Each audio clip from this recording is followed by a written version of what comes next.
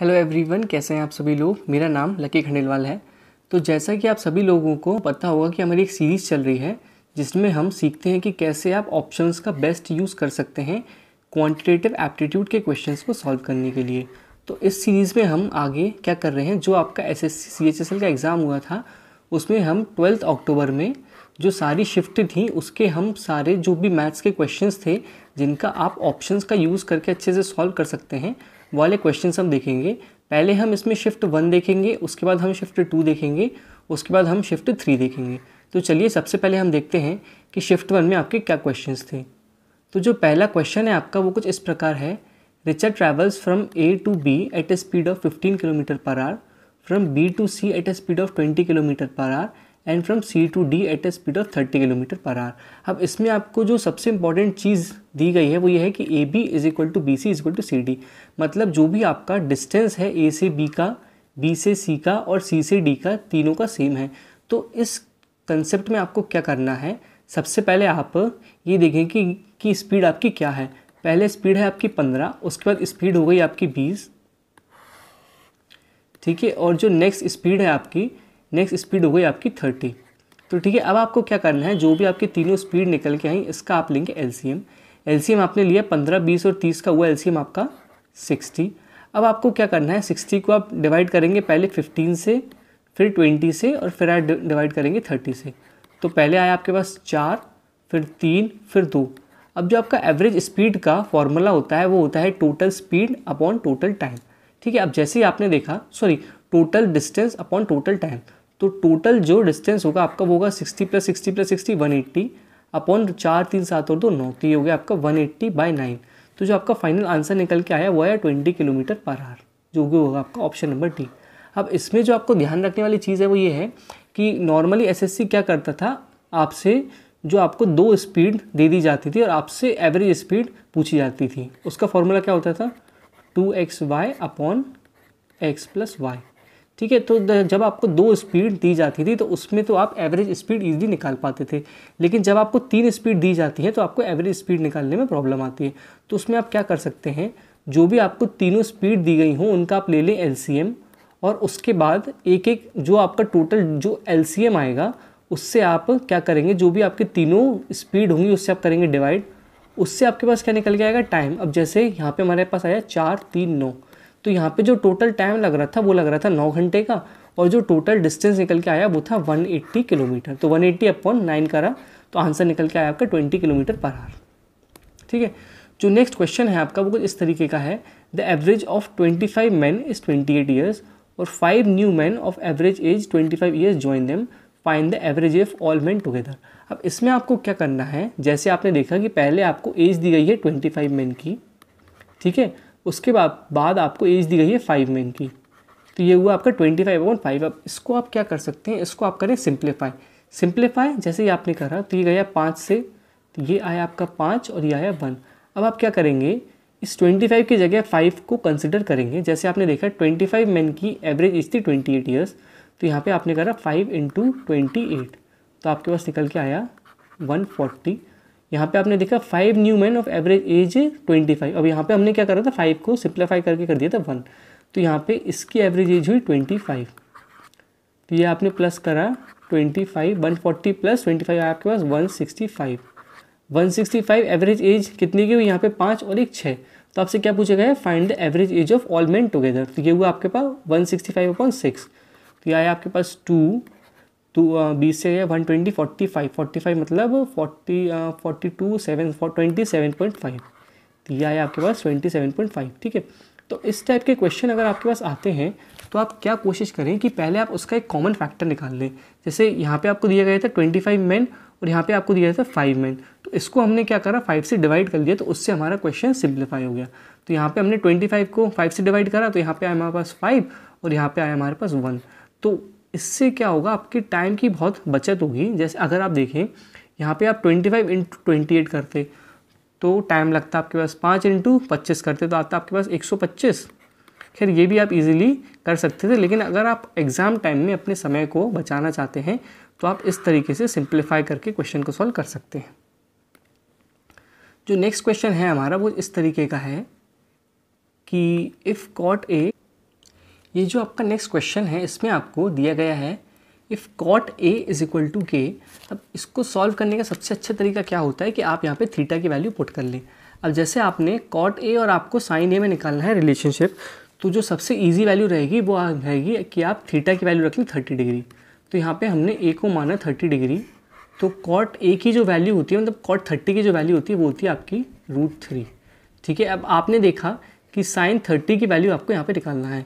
यहाँ पे आपको दिया गया था cot a is equal to k, तो यहाँ पे जो आपकी के की वैल्यू निकल के आई वो है √3। अब आपको निकालना है साइन ए मतलब साइन 30 की वैल्यू, और साइन 30 की वैल्यू क्या होती है, साइन 30 की वैल्यू होती है 1/2।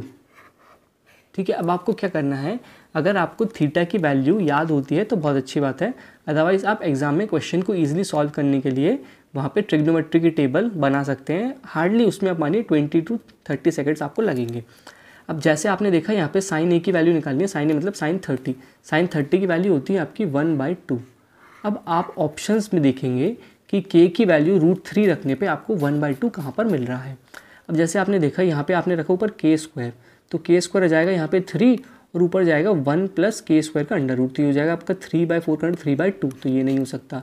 ये हुआ आपका माइनस का 1/k, तो ये भी नहीं हो सकता। ये ऑप्शन गया, ये ऑप्शन गया। अब हमारे पास 2 ऑप्शन बचते हैं, जिसमें अगर आप लास्ट वाला ऑप्शन देखें तो वो क्या है 1/k, 1/k मतलब 1/√3, तो ये भी चला गया। तो सिर्फ हमारा एक ऑप्शन बचता है, वो डेफिनेटली आपका सही आंसर होगा। तो इसको हम एक बार चेक कर लेते हैं। ये हुआ आपका 1 + k², तो k² क्या हुआ आपका 3 + 1 4, और 4 का अंडर रूट क्या आया 2, तो यह आपके पास 1/2। तो इस तरीके से आपकी सही वैल्यू निकल के आई ऑप्शन 3 1/1 + k²। तो इस तरीके से हमने ये ट्रिग्नोमेट्री का क्वेश्चन ऑप्शन की मदद से कितनी ईजिली सॉल्व कर लिया। अब आप देखें जो हमारा नेक्स्ट क्वेश्चन है कुछ इस तरीके का है कि in a given figure BC is a chord. ये आपको एक BC एक कॉर्ड दी गई है ये वाली, ठीक है, और आपसे बोला गया है कि CD is tangent through point C। ये है आपका CD टेंजेंट जो कि पॉइंट C पे आके यहाँ पे मिलता है। If AOC is equal to 118 degree, ठीक है, ये आपको एंगल 118 डिग्री दिए है, आपको बताना है ACD। अब ये क्वेश्चन मैंने इसलिए इंक्लूड किया है क्योंकि ये जो आपकी ये वाली जो थ्योरम है इसका SSC, CHSL, CGL और CGL मेंस में काफ़ी हद तक क्वेश्चंस पूछे गए हैं। तो आप जैसे देखें कि ये आपको AOC ट्राइंगल में AOC एंगल दिया गया है 118 डिग्री।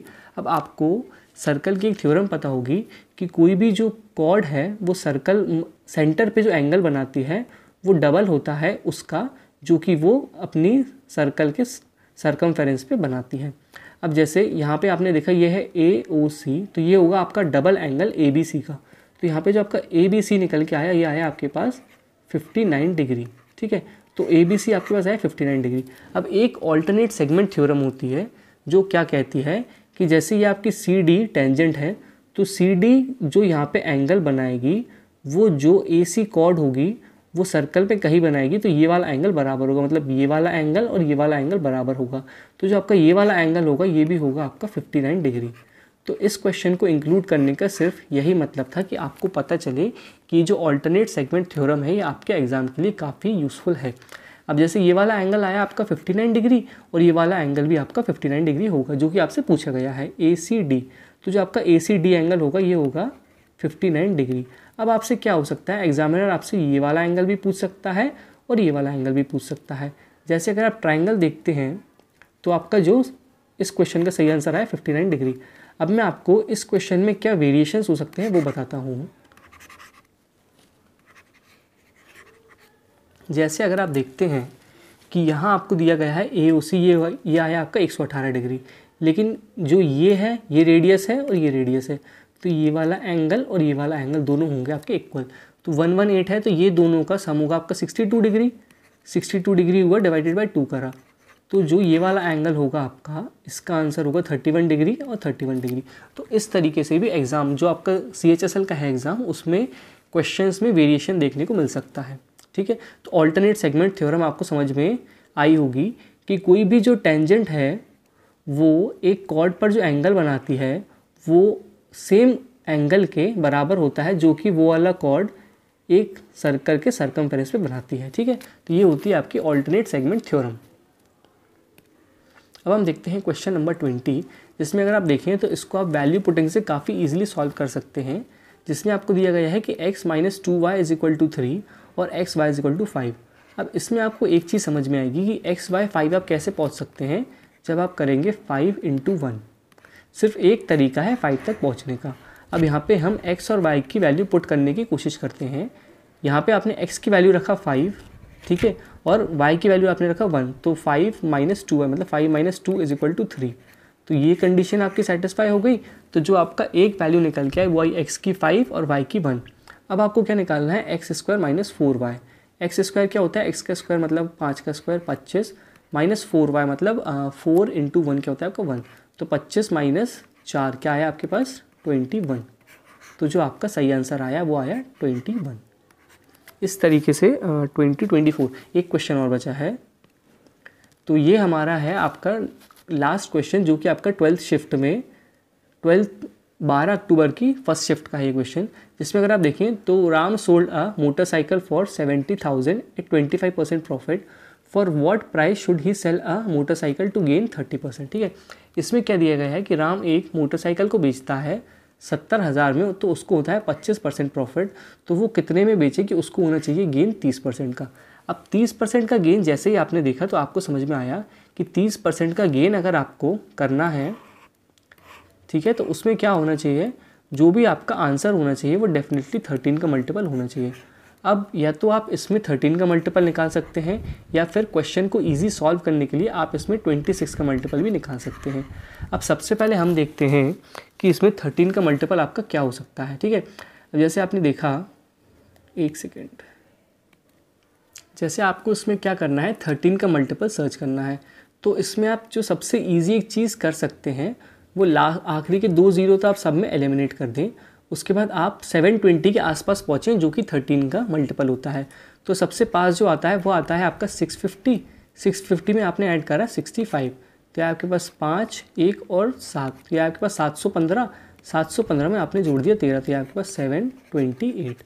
तो 728 आपका ऑप्शन में होगा, तो वो आपका सही आंसर हो सकता है। तो ये आया आपके पास सही आंसर 72800, जो कि है आपका 13 का मल्टीपल। अब आप एक चीज़ ये कह सकते हैं कि 13 का मल्टीपल इसमें कोई और भी हो सकता है। तो हम एक बार इसमें ऑप्शन में चेक कर लेते हैं। 728 में आपने जोड़ा 13, तो वो आएगा आपके 728। 741 नहीं है, 724 नहीं, ठीक है। तो इसमें सिर्फ एक ऑप्शन है आपका जो कि 13 से डिविजिबल है। अब मैं आपकी शांति के लिए एक बार इस क्वेश्चन को पूरा सॉल्व करके बता देता हूँ। अगर आप देखते हैं इसमें कि जैसे आपने देखा ये हुआ आपका 70,000, 1 2 3 4 अपॉन 25% प्रॉफिट, मतलब 100 की चीज़ आपकी हुई 125 की। तो यहाँ पे आपने लिखा 125। उसके बाद आपको क्या करना है, गेन करना है 30% का, तो आपने करा इंटू 130। अब इसको हम काटेंगे 5 से, तो ये आया 25 और ये आया आपका 26। ठीक है, अब इसको सिंप्लीफाई करने के लिए आप क्या कर सकते हैं, ये आखिरी के 2 0 तो आप हटा दें। ये हटाया आपने, 25 गया 700 से, तो ये आया आपके पास 2 और ये आपके पास 28। अब आप अगर एक चीज़ ध्यान से देखें, यहाँ पे हमने 2 0 हटा दी। अब आप इसको यूनिट डिजिट के कंसेप्ट से भी इजी सॉल्व कर सकते हैं। यहाँ पे आपने देखा 28 × 26, मतलब 8 × 6 48। तो जो आपका यूनिट डिजिट आना चाहिए वो आना चाहिए पीछे 8। अब पीछे 8 आपका सिर्फ एक जगह है, वो है 72800। ठीक है, तो जो आपका सही आंसर निकल के आया वो आया ऑप्शन नंबर 1। अब इस क्वेश्चन में मैंने आपको 2 तरीके बताए। पहले तो आप क्या कर सकते हैं, जैसे इसमें गेन हुआ 30% का, तो मतलब जो आपकी 100 की चीज़ होगी वो हो जाएगी 130। तो या तो आप 13 की डिविजिबिलिटी चेक कर सकते हैं, अदरवाइज़ आप इसको डायरेक्ट भी सॉल्व कर सकते हैं। और उसके बाद जब आपके पास 28 × 26 आएगा, उसके बाद आपको क्या करना है, सिर्फ आप यूनिट डिजिट को मिला के भी क्वेश्चन को ईजिली सॉल्व कर सकते हैं। तो इस तरीके से हमने SSC CHSL में 12 अक्टूबर में शिफ्ट 1 के जो भी मैथ्स के अच्छे क्वेश्चंस थे, जिनको हम ऑप्शन की मदद से ईजिली सॉल्व कर सकते हैं, वो हमने सारे क्वेश्चन सॉल्व कर लिए। अगर ये वीडियो आपको अच्छा लगा हो तो प्लीज़ लाइक करें, और इसके अलावा कुछ डाउट है तो आप नीचे कमेंट कर सकते हैं, एंड प्लीज़ इस चैनल को सब्सक्राइब करिए। Thank you very much.